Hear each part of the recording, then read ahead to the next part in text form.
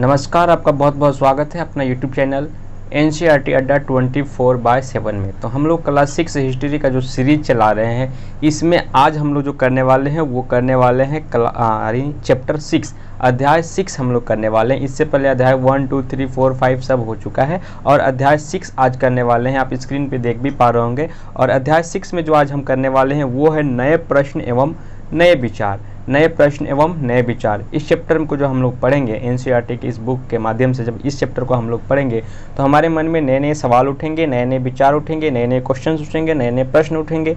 तो इन सारी चीज़ों के बारे में चर्चा हम इस पर करेंगे। जब नए नए प्रश्न आपके मन में उठेंगे तो उन सारे के जवाब इस बुक में दी गई है, इस चैप्टर में दी गई है।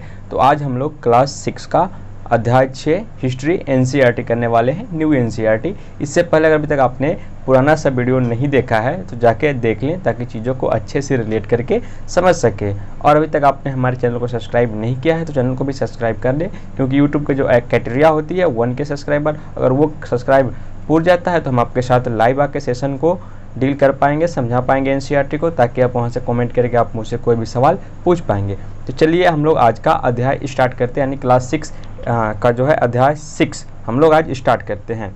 तो आप यहाँ पर देख सकते हैं लिखा हुआ है नए प्रश्न एवं नए विचार। तो इस चीज़ों को हमको नहीं पढ़ना है, इसको क्या करना है, स्किप कर देना है। बेसिक बुक है तो कुछ चीज़ स्किप करनी ही पड़ेंगी। आगे है यहाँ पे भगवान बुद्ध की कहानी। आप देख सकते हैं यहाँ पे लिखा हुआ है बुद्ध की कहानी। तो हम लोग क्या करेंगे, बुद्ध की कहानी से स्टार्ट करेंगे। यहाँ पे कहा जा रहा है कि बौद्ध धर्म के संस्थापक सिद्धार्थ थे। बौद्ध धर्म के संस्थापक कौन थे? सिद्धार्थ थे। चीज़ों को नोट करते हुए चलिएगा, सिद्धार्थ ही बौद्ध धर्म के संस्थापक थे।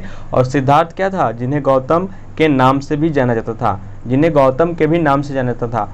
बौद्ध धर्म के संस्थापक सिद्धार्थ थे, जिन्हें गौतम के भी नाम से जाना जाता था। और यही आगे चल के गौतम बुद्ध हुए। गौतम बुद्ध का बचपन का नाम सिद्धार्थ था, आपने इस बात को जानते हैं, ठीक है। उनका जो जन्म हुआ था आज से 2500 साल पूर्व हुआ था। वह एक समय था जब लोगों के जीवन में तेज़ी से परिवर्तन हो रहा था। उनका जो जन्म हुआ था आज से 2500 साल पहले हुआ था, और वह समय था जब लोगों के जीवन में तेज़ी से परिवर्तन हो रहा था। लोग अपने में बदलाव कर रहे थे, जल्दी से मॉडर्न युग की तरफ धीरे धीरे परिवर्तित हो रहे थे। जैसा कि हमने अध्याय 5 में पढ़ा भी कि महाजनपदों के कुछ राजा इस समय बहुत शक्तिशाली हो गए थे। हजारों सालों के बाद फिर से नगर उभर रहे थे, गाँव के जीवन में भी बदलाव आ रहे थे। बहुत से विचारक इन परिवर्तनों को समझने का प्रयास कर रहे थे, वे जीवन के सच्चे अर्थ को भी जानना चाह रहे थे।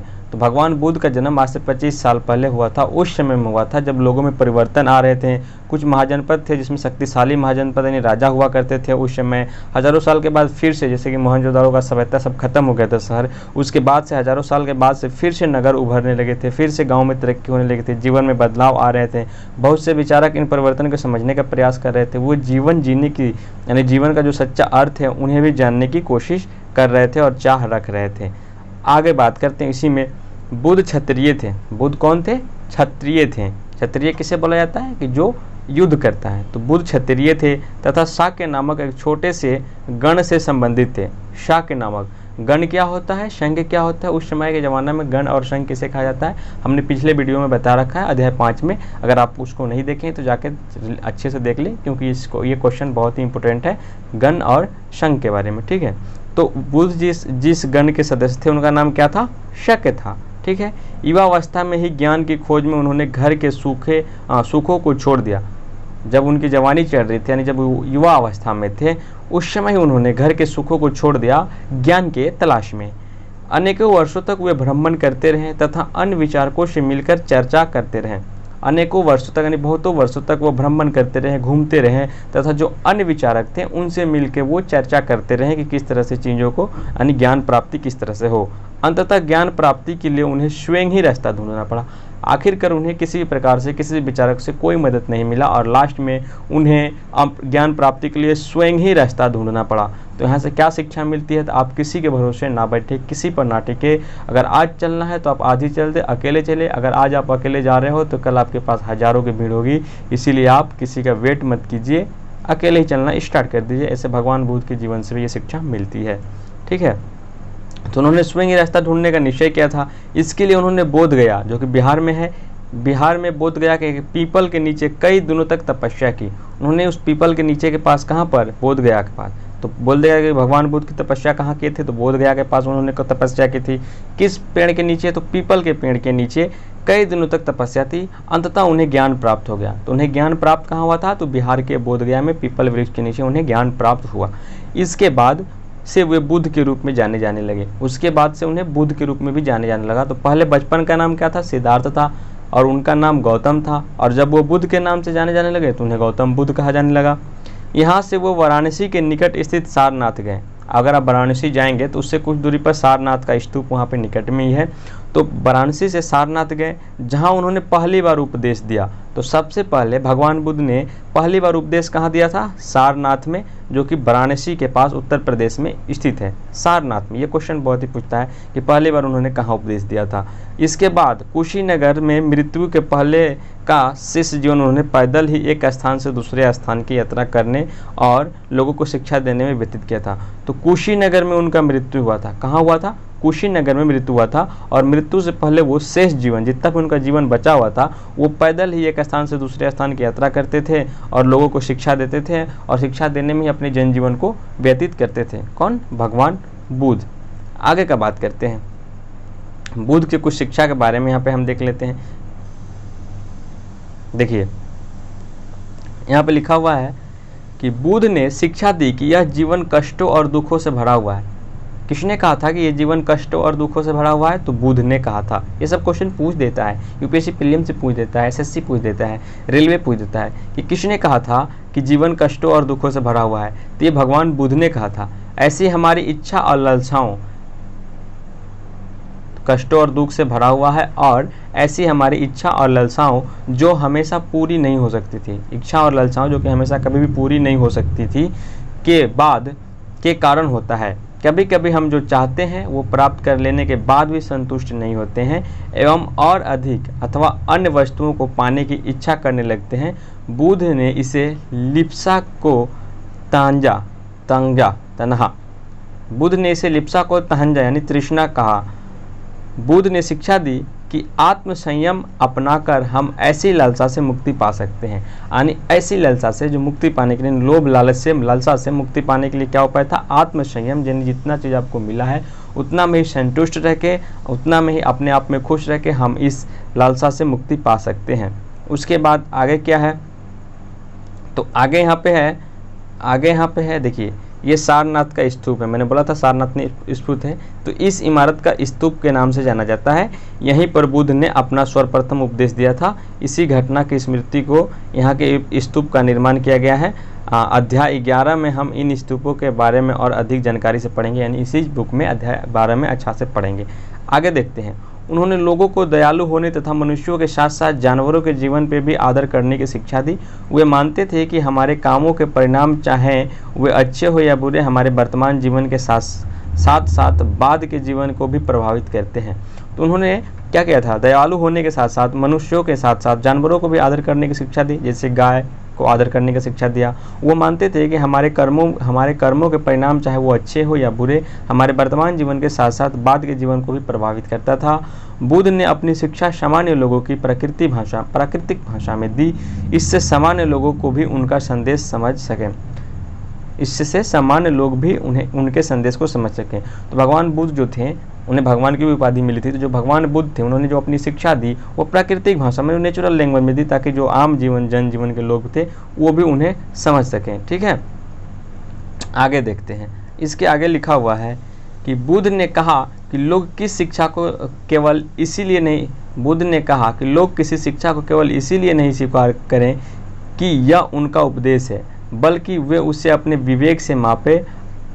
ठीक है, वो आओ देखें उन्हें कुछ किस प्रकार, उन्होंने ऐसा कुछ क्या, यानी बुद्ध ने क्या क्या किया था उसके बारे में हम लोग कुछ नीचे देखेंगे। लेकिन बुद्ध ने क्या कहा था यहाँ पे कि बुद्ध ने कहा कि लोगों किसी शिक्षा को केवल इसलिए नहीं स्वीकार करें कि यह उनका उपदेश है, बल्कि इसलिए स्वीकार करें उससे अपना विवेक को मापिए। आपका विवेक, बल, बुद्धि, क्षमता क्या करता है उससे मापिए और अपना खुद को आजमा कर देखिए।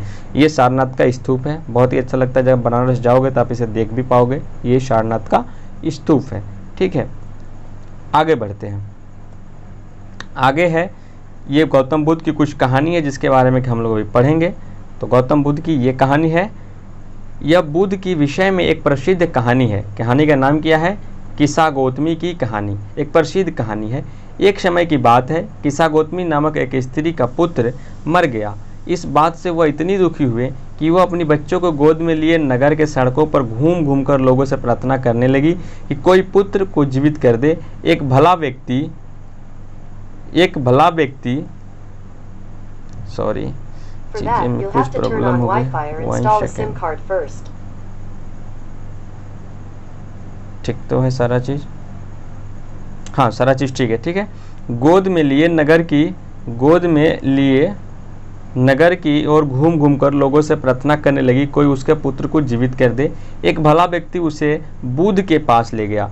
बुध ने कहा, मुझे 1 मुट्ठी सरसों के बीज लाकर दो, मैं तुम्हारे पुत्र को जीवित कर दूंगा। किस्सा गौतमी ने बहुत प्रसन्न हुई, पर जैसे वह बीज लाने के लिए जाने लगी, तभी बुध ने उसे रोका और कहा, ये बीज एक ऐसे घर से मांग कर लाओ जहाँ किसी की मृत्यु न हुई हो। किस्सा गौतमी एक दरवाजे से दूसरे दरवाजे गई, लेकिन वहाँ जहाँ भी गई उसने पाया कि हर घर में किसी न किसी के पिता माता भाई बहन पति पत्नी बच्चे चाचा चाची दादा या दादी की मृत्यु हुई ही थी। तो समझ गए इससे क्या शिक्षा मिला कि आज नहीं तो कल एक न एक दिन सबको मरना ही है, इसीलिए संसार की मोह माया से दूर रहें। ऐसे भगवान बुद्ध ने ऐसा उपदेश दिया, शिक्षा दिया। आगे की बात करते हैं। ये आपके एग्जाम पॉइंट के व्यू से नहीं था, लेकिन ज्ञान के व्यू से था। जन जीवन में अगर आपको जीना है, अपने जीवन को सार्थक बनाना है, तो उसके जीवन से भी था। ये किसी भी एग्जाम में ये चीज़ नहीं आएगी, ठीक है। हाँ, सिंपल सा एक क्वेश्चन आ सकता है। क्वेश्चन क्या आ सकता है कि किस्सा गौतमी की कहानी किससे रिलेटेड है, तो बोल दीजिए किस्सा गौतमी की कहानी बुद्ध से रिलेटेड है। ये छोटा सा क्वेश्चन आ सकता है, भगवान बुद्ध से रिलेटेड है। बाकी यहाँ से कोई भी क्वेश्चन आपका आने वाला नहीं है। आगे देखते हैं, बात करते हैं उपनिषद के बारे में। किसके बारे में बात करते हैं? बात करते हैं हम लोग उपनिषद के बारे में। जिस समय बुद्ध उपदेश दे रहे थे, उसी समय या उससे भी थोड़ा पहले दूसरे अन्य चिंतक भी कठिन प्रश्नों के उत्तर ढूंढने का प्रयास कर रहे थे। जो अन्य चिंतक थे, जो अन्य उस समय अपने धर्म के प्रसार कर रहे थे या ज्ञान दे रहे थे, वो अत्यंत कठिन प्रश्नों के उत्तर ढूंढने का प्रयास कर रहे थे। उनमें से कुछ मृत्यु के बाद के जीवन के बारे में जानना चाहते थे कि मरने के बाद का जीवन क्या होता है, क्या परलोक में आत्माएं आपकी जिंदा रहती है, इन सब बारों में जानना चाह रहे थे। जबकि अन्य यज्ञों की उपयोगिता के बारे में जानने को उत्सुक थे। जो उस समय जो अश्वमेध यज्ञ या जो भी यज्ञ कराया जाता था, उसको लेकर क्या सही में फ़ायदे होते थे, उनसे लेकर क्या होती थी, उनकी उपयोगिता के बारे में जानने के लिए उत्सुक थे। इनमें से अधिकांश चिंतकों का यह मानना था कि इस विश्व में कुछ तो ऐसा है जो कि अस्थायी है और जो मृत्यु के बाद भी बचा रहता है। उन्होंने इसका वर्णन आत्मा तथा ब्रह्म अथवा सौरभम आत्मा के रूप में किया है। वो मानते थे कि अंततः आत्मा तथा ब्रह्म एक ही है। कौन मानता था? उस समय के जो शुभ चिंतक थे वो मानते थे। आगे लिखा हुआ है, चलिए इस बॉक्स में भी हम लोग थोड़ा सा पढ़ लेते हैं। इस बॉक्स में है कि भारतीय दर्शन पद्धति यानी शस्त्र दर्शन सदियों से भारत द्वारा सत्य की बौद्धिक खोज का प्रतिनिधित्व दर्शन की 6 शाखाओं ने किया। वैश्विक न्याय, सांख्य योग, पूर्व मीमांसा और वेदांत या उत्तर मीमांसा के नाम से भी जाना जाता है। दर्शन की इन 6 पद्धतियों की स्थापना क्रमशः ऋषि कनाद, गौतम, कपिल, पतंजलि, जैमिनी और व्यास द्वारा की गई मानी जाती है, जो आज भी देश में बौद्धिक चर्चाओं को दिशा देते हैं। जर्मन मूल के ब्रिटिश भारतविद फ्रेडरिक मैक्समूलर के अनुसार दर्शन का इन 6 शाखाओं का विकास कई पीढ़ियों के दौरान व्यक्तिगत विचारकों के योगदान से हुआ। यद्यपि ये एक दूसरे से भिन्न दिखते हैं, तथापि सत्य को इनकी समझ में आधारभूत तालमेल दिखाई देता है। ये जर्मन के जो बौद्धिक चर्चा थे, ब्रिटिश भारतीयवादी जो थे जर्मन मूल के, वो थे मैक्समूलर ने ऐसा बताया था। ठीक है, एक दूसरा कहानी इसके बारे में पढ़ते हैं। हालांकि इन कहानी के बारे में कुछ है नहीं, बस थोड़ा सा मैं आपको पढ़ के समझा देता हूँ। यह वार्तालाप क्षयोंग उपनिषद नामक प्रसिद्ध उपनिषद से लिया गया है, बुद्धिमान भिखारी का। ठीक है, शौनक व अभिप्रातन नामक 2 ऋषि सौरभम आत्मा का उपासना करते थे। एक बार जो ही वे भोजन करने के लिए बैठे, एक भिखारी आया और भोजन मांगने लगा। शौनक ने कहा, अच्छा तुम्हें कुछ नहीं दे सकते। भिखारी ने पूछा, विद्वान जन आप किसकी उपासना करते हैं? अभिप्रातारिणी ने उत्तर दिया, सौरभम आत्मा की। ओह, इसका मतलब आप नहीं जानते हैं कि सौरभम आत्मा संपूर्ण विश्व में विद्यमान है। ऋषि ने कहा, हाँ हम जानते हैं। भिखारी ने फिर पूछा, अगर यह सौरभम आत्मा संपूर्ण विश्व में विद्यमान है तो ये मेरे अंदर भी विद्यमान है। मैं कौन हूँ, मैं इस विश्व का भी इस विश्व का ही एक भाग हूँ। वैसा उस आत्मा ने कहा। तुम सत्य बोलते हो, युवा ब्राह्मण ने कहा, इसीलिए हे ऋषि, मुझे भोजन न देकर आप उस सत्य भर्म आत्मा की भोजन देने से मना कर रहे हैं। भिखारी की बात की सच्चाई जानकर ऋषि ने उसे भोजन दे दिया। तो ये भी क्वेश्चन आपके एग्जाम से बिल्कुल रिलेटेड नहीं, यहाँ से कुछ भी नहीं आएगा। तो आगे से हम ऐसे चीज़ों को स्किप करते हुए चलेंगे, ठीक है। नेक्स्ट यहाँ पे, इन चर्चाओं में भाग लेने वाले अधिकांश पुरुष ब्राह्मण तथा राजा होते थे। कभी कभी गार्गी जैसी, यानी गार्गी देखिए, गार्गी स्त्री को गार्गी कहा जाता था, ये पूछा जाता है क्वेश्चन में। कभी कभी गार्गी जैसे स्त्री विचारकों का भी उल्लेख मिलता है। विद्वता के लिए प्रसिद्ध गार्गी राजदरबारों में होने वाली वाद विवादों में भाग लिया करती थी। निर्धन व्यक्ति इस तरह के वाद विवाद में बहुत कम ही हिस्सा लेते थे। इस तरह के एक प्रसिद्ध अपवाद सत्याकम जवाल का है। सत्याकम जवाल का नाम उसकी दासी माँ के नाम पर पड़ा। सत्याकम के मन में सत्य जानने की तीव्र जिज्ञासा उत्पन्न हुई। गौतम नामक एक ब्राह्मण ने उन्हें अपने विद्यार्थी के रूप में स्वीकार किया तथा वह अपने समय के सर्वाधिक प्रसन्न विचारकों में से एक बन गए। उपनिषद के कई विचार का विकास बाद में प्रसिद्ध विचारक शंकराचार्य द्वारा किया गया, जिनके बारे में हम लोग कक्षा 7 में पढ़ेंगे। तो उपनिषद का धीरे धीरे विकास कैसे हुआ, इसका मूल ढांचा, जो आधारभूत संरचनाएं जो कि शंकराचार्य ने किया था, उनके बारे में जो हम लोग कब पढ़ेंगे, कक्षा 7 में पढ़ेंगे। कक्षा 7 की एनसीईआरटी में पढ़ेंगे। आगे की बात करते हैं, आचार्य पाणिनि के बारे में थोड़ा सा यहाँ पर दिया गया, तो जिक्र कर लेते हैं। इस युग में कुछ अन्य विद्वान भी खोज कर रहे थे। उनकी प्रसिद्ध विद्वानों में एक पाणिनि ने संस्कृत भाषा के व्याकरण की रचना की। उन्होंने स्वर तथा व्यंजन का एक विशेष क्रम में रखकर उनके आधार पर सूत्रों की रचना की। ये सूत्र बीजगणित के सूत्रों से काफ़ी मिलते जुलते हैं। इसका प्रयोग कर उन्होंने संस्कृत भाषा के प्रयोगों में नियम लघु सूत्रों यानी लगभग 3000 के रूप में 3000 के रूप में उन्होंने लगभग लिखा था। तो आचार्य पाणिनि की कहानी आप लोगों ने सुना ही होगा कि बहुत ही मंद बुद्धि छात्र थे। उन्हें गुरुजन अपने गुरुकुल से भी निकाल दिए थे, लेकिन जब वो कुआं के पास आए थे और पानी पीने के लिए देखा था, रसरी और कुआं पत्थर की कहानी आपने सुना होगा, जो कि आचार्य पाणिनि से रिलेटेड है। आप नहीं सुने होंगे तो आप यूट्यूब पर मारेंगे तो हज़ारों वीडियो आपको देखने को यहाँ पे मिल जाएगी। हम लोग आगे बात करते हैं। एनसीईआरटी की ज़्यादा मुद्दा को हम लोग भटकाते नहीं हैं। जैन धर्म के बारे में थोड़ा सा जानते हैं। बौद्ध धर्म हम लोग पढ़ लिए, अब जैन धर्म के बारे में बेसिक जानकारी ले लेते हैं। क्लास 9-10 में इसके बारे में पूरा डिटेल से पढ़ने को मिलेगा। इस युग में अर्थात लगभग 2500 वर्ष पूर्व जैन धर्म के 24वें एवं अंतिम तीर्थंकर वर्धमान महावीर ने भी अपने विचारकों का प्रसार किया। वह वज्जी संघ कहाँ था, बिहार के वैशाली में था। वज्जी संघ के लिच्छवी वैशाली में ही था। लिच्छवी कुल के एक क्षत्रिय राजकुमार थे, यानी जो महावीर थे ये बज्जी संघ के थे, और जो भगवान बुद्ध थे वो गण के थे। आगे हमने ऊपर देखा था, वीडियो को पीछे करके आप देखिएगा, भगवान बुद्ध गण के थे और महावीर संघ के थे, और दोनों क्या थे, क्षत्रिय थे। तो इनका पूरा नाम था वर्धमान महावीर। एक क्षत्रिय राजकुमार थे। इनके संघ के विषय में हम अध्याय 5 में पढ़ लिए हैं। 36 वर्ष की आयु में उन्होंने घर छोड़ दिया और जंगल में रहने लगे। भगवान महावीर 36 वर्ष की आयु में घर छोड़ दिए और कहाँ रहने लगे, जंगल में वो रहने लगे। 12 वर्ष तक उन्होंने कठिन व एकाकी जीवन व्यतीत किया।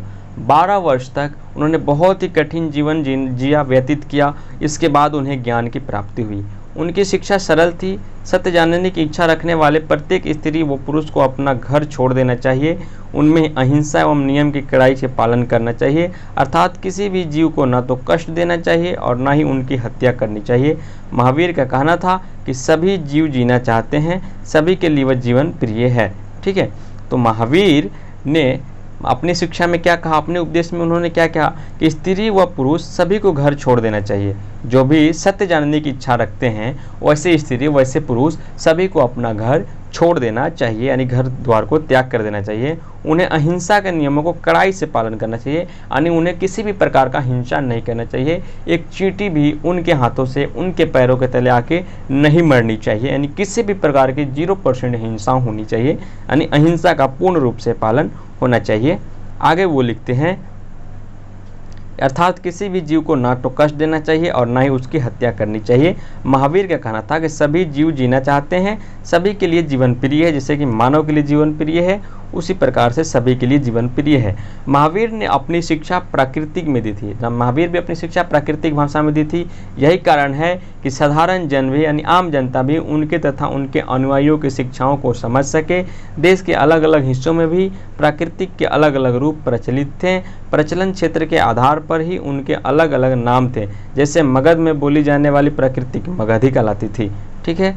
जैन नाम से जाने गए महावीर के अनुयायियों को भोजन के लिए भिक्षा मांगकर सदा जीवन को बिताना होता था। यानी जैन नाम से जाने गए महावीर के जितने भी अनुयायी थे, उनके शिष्य थे, उन्हें क्या करना पड़ता था, उनको भोजन के लिए भिक्षा मांगना पड़ता था। यानी दूसरे राज्य में, गाँव में जा जाकर वो भिख मांगते थे। भिक्षा मांग के सदा जीवन को बिताना होता था। उन्हें पूरी तरह से ईमानदार होना पड़ता था तथा चोरी न करने की उन्हें सख्त हिदायत थी। उन्हें ब्रह्मचर्य का पालन करना होता था। उन्हें पूर्ण ब्रह्मचर्य का भी पालन करना होता था। पुरुष को वस्त्र सहित सब कुछ त्याग देना पड़ता था। यानी जो भी जैन धर्म का ग्रहण करता था, जो भी जैन धर्म को लेता था, उसको वस्त्र के सहित सब कुछ त्याग देना पड़ता था। यानी वह नंगे ही रहते थे, नेकेड रहते थे। उनके शरीर पे एक भी वस्त्र नहीं दिखता था। वो अपने बाल भी छिलवा लेते थे, सर का बाल या स्त्री हो या पुरुष सभी छिलवा लेते थे।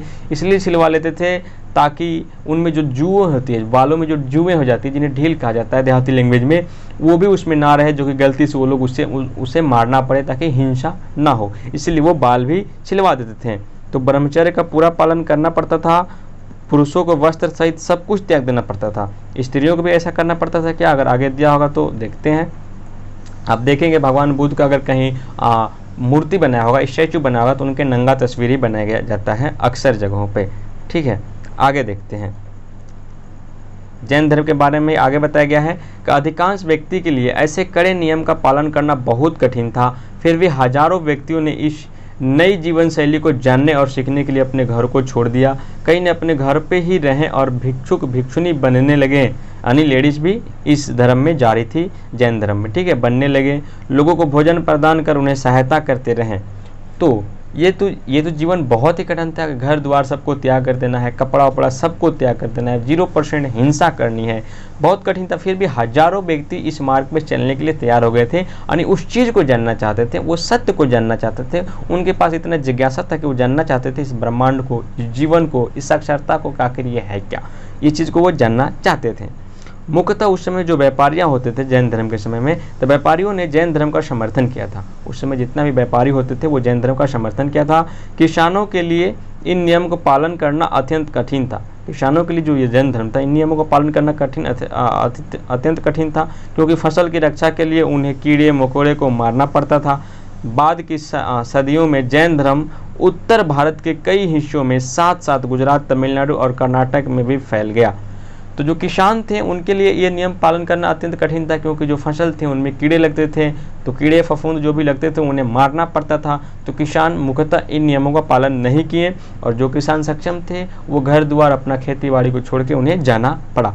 और ये जो है जैन धर्म उत्तर भारत में भी धीरे धीरे फैल चुका था। गुजरात, तमिलनाडु, कर्नाटक में भी फैल गए। महावीर तथा उनके अनुयायियों की शिक्षाएँ कई शताब्दी तक मौखिक रूप से ही रही। महावीर तथा उनके जो अनुयायी थे, जो कि शिक्षा देते थे, तो वो कई शताब्दी तक मौखिक रूप से ही शिक्षा देते रहे। कहीं भी कोई लिखित शिक्षा उन्होंने नहीं दी।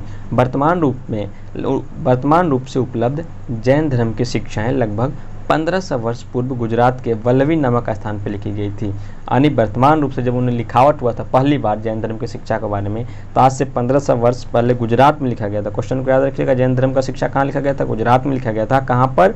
वल्लवी नामक स्थान पे लिखा गया था। इसको हम लोग मानचित्र 107 यानी पृष्ठ संख्या 105 में हम लोग देखेंगे भी। कुछ बॉक्स में है, इसको भी हम लोग पढ़ लेते हैं।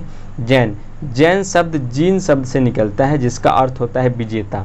तो जैन शब्द जीन शब्द से निकलता है, और जीन शब्द का अर्थ क्या होता है? विजेता होता है। महावीर के लिए जीन शब्द का प्रयोग क्यों हुआ था? क्या आप बता सकते हैं? आप खुद से सोच के देखिए कि महावीर के लिए जीन शब्द का प्रयोग क्यों किया गया था। आगे एक चीज़ हम लोग देखते हैं, संघ के बारे में यहाँ पर जानने का प्रयास करते हैं। संघ के बारे में हम लोग यहाँ पे क्या करते हैं? जानने का प्रयास करते हैं।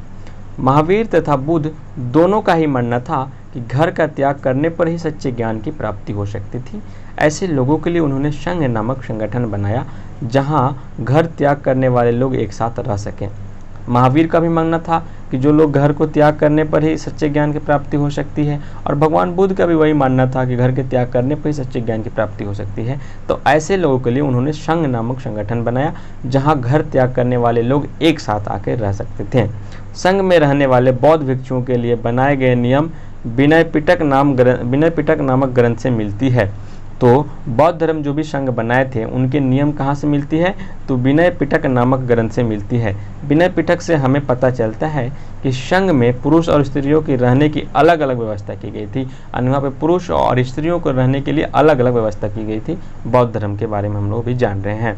सभी व्यक्ति संघ में प्रवेश ले सकते थे। हालांकि संघ में प्रवेश के लिए बच्चों को अपनी माता पिता, दासों को अपनी स्वामी से, राजा के यहाँ काम करने वाले लोगों को राजा से तथा कर्जदारों को अपने दानेदार से अनुमति लेनी होती थी। एक स्त्री को इसके लिए अपने पति से अनुमति लेनी होती थी। यानी संघ में सभी लोग प्रवेश ले सकते थे, लेकिन जो भी लोग थे, जैसे स्त्रियां थी, उन्हें अपनी पति से अनुमति लेनी पड़ती थी। जो कर्जदार थे उससे अपने दानेदार जो उन्हें कर्ज दिया था उनसे अनुमति लेनी पड़ती थी। जो राजा था तो राजा के घर में जो भी नौकर काम करते थे, अगर उन्हें आने का मान होता था तो उन्हें राजा से अनुमति लेनी पड़ती थी। जो दास दासी थे उन्हें अपनी जो जिनके वो गुलाम थे, यानी जो उनका मालिक था उनसे, जो स्वामी था उनसे आदेश लेना पड़ता था। और जो छोटे छोटे बच्चे थे वो संघ में जाना चाहते थे तो उन्हें अपनी माता पिता से आज्ञा लेकर आना पड़ता था, कुछ प्रमाण लेकर आना पड़ता था, तभी उन्हें संघ में प्रवेश दिया जाता था। आगे है कि संघ में प्रवेश लेने वाले स्त्री पुरुष बहुत सादा जीवन जीते थे। वे अपना अधिकांश समय ध्यान करने में बिताते थे और दिन के एक निश्चित समय में वो शहरों तथा गाँवों में जाकर भिक्षा बांटते थे। यही कारण है कि उन्हें भिक्षु तथा भिक्षुनी यानी साधु या भिखारी के लिए प्राकृतिक शब्द भिक्षु तथा भिक्षुनी कहा गया। वे आम लोगों को शिक्षा देते थे और साथ ही एक दूसरे का सहायता भी करते थे, उस समय के जितने भी अनुयायी थे भगवान बुद्ध के। आगे हम लोग बात करते हैं, और ये बात करते थे किसी तरह की आपसी लड़ाई का निपटारा करने के लिए वो प्रायः बैठक भी क्या करते थे। अगर किसी तरह से आपसी लड़ाई हो गई, कोई सहमति बनानी है, तो आपस में बैठक भी क्या करते थे। संघ में प्रवेश लेने वाले ब्राह्मण, क्षत्रिय, व्यापारी, मजदूर वर्ग, नाई, गणिकाएं तथा दास शामिल थे, यानी दास भी संघ में शामिल हो सकते थे। ठीक है, इनमें से कई लोगों ने बुद्ध की शिक्षाओं के विषय में लिखा तथा कुछ लोगों ने संघ में अपने जीवन के विषय के में सुंदर कविताओं की रचना की। अपने जीवन जीने के अर्थार्थ विषय में उन्होंने सुंदर कविताओं की भी रचना की थी। ठीक है, यहाँ पे क्या दिया गया है, चलो इसके बारे में हम लोग देख लेते हैं। पहाड़ी को काटकर बनाई गई एक गुफा, यहाँ पे पहाड़ी को काटकर एक गुफा बनाया गया है। यह कार्ले यानी वर्तमान में महाराष्ट्र में स्थित एक गुफा है। भिक्षु भिक्षुनी इसमें शरण स्थल में रहकर ध्यान क्या करते थे। इसको जब ऊपर करेंगे तो ये गुफा अच्छा से दिख जाएगा। तो देखिए ये गुफा है, ये बड़ा सा पत्थर है और इस गुफा को काट के इस तरह से तराश के बनाया गया है, जिसमें भिक्षु और भिक्षुनी यहाँ पे जाकर क्या करते थे, ध्यान करते थे, मेडिटेशन करते थे और ज्ञान की प्राप्ति करते थे। ये बहुत सारा पहाड़ है और कहाँ पे स्थित है, ये आपका जो स्थित है महाराष्ट्र के कार्ले में स्थित है। अब आइए बिहार के बारे में पढ़ते हैं। बिहार मतलब भ्रमण करना, ये अपना स्टेट बिहार नहीं, बिहार। जैन तथा बौद्ध भिक्षुक पूरे साल एक स्थान से दूसरे स्थान घूमते रहते थे। जैन धर्म के लोग तथा बौद्ध धर्म के लोग दोनों लोग एक स्थान से दूसरे स्थान पर सालों भर घूमते रहते थे, उपदेश दिया करते थे। केवल वर्षा ऋतु में जब यात्रा करना कठिन हो जाता था तो वे एक स्थान पर ही निवास करते थे।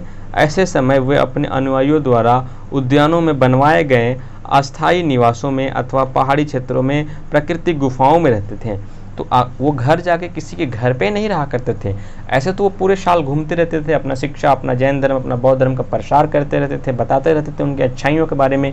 लेकिन जब बरसात का मौसम आता था, वर्षा ऋतु का मौसम आता था, तो उनके लिए कठिन हो जाता था, रास्ता को तय करना उनके लिए बहुत ही कठिन हो जाता था। तो अपने अनुयायियों द्वारा यानी अपने शिष्यों द्वारा जो बनाए गए अनुष्ठान थे, जितने भी संघ थे जहाँ पे शिष्य लोग रहते थे, तो वो लोग वहीं पे अस्थायी निवास करते थे जब तक वर्षा ऋतु रहता था। या फिर जो प्राकृतिक रूप से जो गुफाएं होती थी, कंदराएं होती थी, जो पत्थरों को तराश कर बनाया था, वहाँ पर वो लोग अस्थायी रूप से निवास करते थे वर्षा ऋतु तक। ठीक है, आगे का बात करते हैं। आगे लिखा हुआ है कि जैसे जैसे समय बीतता गया, भिक्षुक भिक्षुनियों में स्वयं तथा उनके समर्थकों ने अधिक अस्थायी शरण स्थलों की आवश्यकता का अनुभव किया, यानी और ज़्यादा उन लोग अस्थायी शरण स्थलों की आवश्यकता का अनुभव किया। तब कई शरण स्थल बनाए गए जिन्हें विहार कहा गया। उसके बाद जब शरण स्थल का आवश्यकता पड़ी तब कई शरण स्थल ऐसा बनाए गए जिन्हें कि विहार कहा गया। आरंभिक विहार लकड़ी के बनाए गए थे तथा बाद में इनके निर्माण में ईंटों का प्रयोग होने लगा था। जब शुरू में विहार का निर्माण किया जा रहा था तो वो लकड़ी के बनाए गए थे, लेकिन आगे चल के उनमें ईंटों का भी प्रयोग किया जाने लगा था। पश्चिमी भारत में विशेषकर कुछ विहार पहाड़ियों को खोद कर बनाया गया था। पश्चिमी भारत में कुछ विहार की जो पहाड़ियाँ हैं, जो गुफाएं, कंदराएं, जहाँ पर शरण स्थल जो बनाया गया है वो पहाड़ियों को ही खोद कर बनाया गया था। ठीक है, आगे बातों को देखते हैं। बौद्ध धर्म के बारे में यहाँ पर कुछ दिया गया कि बौद्ध धर्म से ज्ञात होता है। क्या ज्ञात होता है? जिस तरह महासागरों में मिलने पर नदियाँ की अलग अलग पहचान समाप्त हो जाती है, क्योंकि जब नदियाँ महासागर में मिलती है तो उसका कोई पहचान नहीं होता, वो तो एक समुद्र में मिल जाती है तो वो समुद्री हो जाती है। ठीक उसी तरह बुद्ध के अनुयायी जब भिक्षु की श्रेणी में प्रवेश करते थे तो उन्हें अपना वर्ण, क्षेत्र और परिवार सब त्याग देना पड़ता था। यानी वहाँ पे कौन ऊंच नीच, कौन जात, कौन दास है, कौन कृषक है, कौन श्रमिक है, कौन राजा है, वो सब त्याग देना पड़ता था। वहाँ सब समान एक बराबर होते थे। वहाँ ये नहीं होता था कि हम क्षत्रिय हैं तो हम राजा हैं, तो तुम गुलाम हो, तो तुम दास हो, तो तुम दासियाँ हो, तो तुम किसान हो, तो तुम वैश्य हो, तो तुम क्षुद्र हो। जब आप संघ में प्रवेश कर गए, बौद्ध धर्म को आपने ग्रहण कर लिया या फिर जैन धर्म को कर लिया, तो सब बराबर हो गए। ऐसा वहाँ पे नियम था। ठीक है, बौद्ध ग्रंथ से ऐसा ज्ञात होता है। आगे है, प्रायः किसी धनी व्यापारी, राजा अथवा भूस्वामी द्वारा दान में दी गई भूमि पर विहार का निर्माण होता था। उस समय भगवान बुद्ध को भी बहुत सारा भूमियाँ दान में मिलती थी, महावीर को भी मिलती थी। तो प्रायः उस समय जो विहार का निर्माण होता था, राजाओं द्वारा, भूस्वामी द्वारा, यानी जमींदारों द्वारा जो भूमि का दान किया जाता था, वैसे दान की गई भूमि पर विहार का निर्माण किया जाता था। ठीक है, स्थानीय व्यक्ति भिक्षु भिक्षुणियों के लिए भोजन, वस्त्र तथा दवाई लेकर आते थे। जो वहाँ के स्थानीय निवासी होते थे, जहाँ पर भी ये विहार बनाया जाता था रहने के लिए, शरण स्थल करने के लिए, तो वहाँ के जो अस्थायी निवासी थे, क्योंकि लोगों को आस्था में तो आज भी विश्वास है, तो स्थानीय निवासी थे, उन भिक्षु भिक्षुणियों के लिए खाना लेके आया करते थे, भोजन, वस्त्र तथा दवाइयाँ भी लेकर आए, क्योंकि बौद्ध धर्म में तो वस्त्र अलाव था, जैन धर्म में वस्त्र अलाव नहीं था, तथा दवाइयाँ भी लेकर आया करते थे, जिसके बदले ये भिक्षुक और भिक्षुणी लोग उनको, भिक्षु लोगों को शिक्षा देते थे। वो ये सब देने के बदले में क्या लेते थे? इन लोगों से शिक्षा लेते थे और ये लोग उन्हें शिक्षा देते भी थे। आगे आने वाली शताब्दियों में बौद्ध धर्म उपमहाद्वीप के विभिन्न हिस्सों के साथ साथ बाहरी क्षेत्रों में भी फैल गया, जिसके बारे में हम लोग अध्याय 9 में अधिक पढ़ेंगे। तो आगे आने वाले क्षेत्रों में जो बौद्ध धर्म था, भारत के कुछ क्षेत्रों के साथ साथ विदेशों में भी फैल गया, चाइना में फैल गया, तिब्बत में फैल गया, हांगकांग में फैल गया, जापान में भी चला गया, तो रशिया में भी बौद्ध धर्म का कुछ प्रचलन हो गया। तो इसके बारे में हम लोग अध्याय 9 में पढ़ेंगे, अभी हम लोग अध्याय 6 कर रहे हैं। ठीक है, तो बौद्ध धर्म विदेश में भी प्रचलित हो चुका था। श्रम व्यवस्था के बारे में थोड़ा सा हम लोग जान जाते हैं। यहाँ पे उस समय का श्रम व्यवस्था कैसा था, क्या काम करना पड़ता था। ठीक है, आइए, जैन तथा बौद्ध धर्म जिस समय लोकप्रिय हो रहे थे, लगभग उसी समय ब्राह्मणों में आश्रम व्यवस्था का भी, सॉरी मेरे मुंह से श्रम व्यवस्था निकल गया था, आश्रम व्यवस्था है। क्या है? आश्रम व्यवस्था है, श्रम व्यवस्था नहीं है, ये आश्रम व्यवस्था है। ठीक है, आश्रम व्यवस्था है। तो जैन तथा बौद्ध धर्म जिस समय लोकप्रिय हो रहे थे, लगभग उसी समय ब्राह्मणों ने आश्रम व्यवस्था का विकास किया। यहाँ आश्रम शब्द का तात्पर्य लोगों द्वारा रहने तथा ध्यान करने के लिए प्रयोग में आने वाले स्थानों के लिए नहीं, बल्कि यह तात्पर्य जीवन के एक चरण से है। यानी जो वो आश्रम का निर्माण कर रहे थे, वो आश्रम लोगों के द्वारा वहाँ रहना, मेडिटेशन करना, ध्यान करना, पूजा करने के लिए नहीं था, बल्कि वो क्या था, इसका तात्पर्य किससे था? जीवन के एक चरण से है। ब्रह्मचर्य, गृहस्थ, वानप्रस्थ तथा संन्यास नामक 4 आश्रमों की व्यवस्था की गई थी। तो कितने आश्रम की व्यवस्था की गई थी? 4 आश्रम की व्यवस्था की गई थी। कौन कौन? ब्रह्मचर्य, गृहस्थ, वानप्रस्थ तथा संन्यास नामक 4 आश्रमों की व्याख्या की गई थी, व्यवस्था की गई थी। ब्रह्मचर्य के अंतर्गत ब्रह्मा, क्षत्रिय तथा वैश्य से यह अपेक्षा की जाती थी, ब्राह्मण, क्षत्रिय तथा वैश्य से यह अपेक्षा की जाती थी कि इस चरण के दौरान वे सदा जीवन बिताकर वेदों का अध्ययन करें। ब्रह्मचर्य के अंतर्गत ब्राह्मण, क्षत्रिय तथा वैश्य से यह अपेक्षा की जाती थी कि इन चरण के दौरान वे सदा जीवन बिताकर वेदों का अध्ययन करेंगे। गृहस्थ आश्रम के अंतर्गत उन्हें विवाह कर एक गृहस्थ के रूप में रहना होता था। वानप्रस्थ के अंतर्गत उन्हें जंगल में रहकर साधना करनी थी। अंततः उन्हें सब कुछ त्याग कर सन्यासी बन जाना था। लास्ट में उन्हें सब कुछ त्याग के क्या करना था? सन्यासी बनना ही था। आश्रम व्यवस्था ने लोगों को अपने जीवन के कुछ हिस्सा ध्यान में लगाने पर बल दिया। प्राय स्त्रियों को वेद पढ़ने की अनुमति नहीं थी और उन्हें अपने पतियों द्वारा पालन किए जाने वाले आश्रमों के ही अनुसरण करना होता था। यानी उनके पति जो आश्रम का पालन कर रहे हैं, जिस तरह से रह रहे हैं, ठीक उसी नियमों उसी कानून को उनके पत्नियों को भी पालन करना होता था और उन्हें वेद पढ़ने के, स्त्रियों को उस समय वेद पढ़ने की अनुमति भी नहीं थी। आगे देखते हैं अन्य। लगता है चैप्टर खत्म होने वाली है, बहुत जल्दी चैप्टर खत्म होगी। अन्य के बारे में हम लोग जान लेते हैं। हर चैप्टर के लास्ट में कुछ बेसिक दिया है, कुछ अन्य दिया है, कुछ दूसरे जगह चीज़ों को रिलेट किया, तो जानना बहुत जरूरी है। एटलस में आपको ईरान का ढूंढना है। जरथुस्त्र एक ईरानी पैगंबर थे। उनकी शिक्षाओं का संकलन जेन्स अवसेदा नामक ग्रंथ से मिलता है। जेन्स अवसेदा की भाषा तथा इसमें वर्णित रीति रिवाज वेदों की भाषा और रीति रिवाज से काफ़ी मिलते जुलते हैं। तो किसका रीति रिवाज वेदों के भाषा से काफ़ी मिलते जुलते हैं? तो जेन्स अवसेदा की भाषा मिलते जुलते हैं। जरथुस्त्र की मूल शिक्षा का सूत्र है सद्विचार, सद्वचन और सद्कार। अब बौद्ध धर्म भी यही था, जैन धर्म यही था, हमें सदा सत्य बोलो, हमेशा सत्य बोलो एंड हमेशा ही सत्य बोलो। ठीक है। हे ईश्वर, बल, सत्य प्रधानता एवं सद्विचार प्रदान कीजिए, जिनके जरिए हम शांति बना सकें। 1000 से अधिक वर्षों तक जरथुशास्त्र ईरान का एक प्रमुख धर्म रहा। बाद में कुछ जरथुशास्त्रीवादी ईरान से आकर गुजरात और महाराष्ट्र के तट नगरों में बस गए।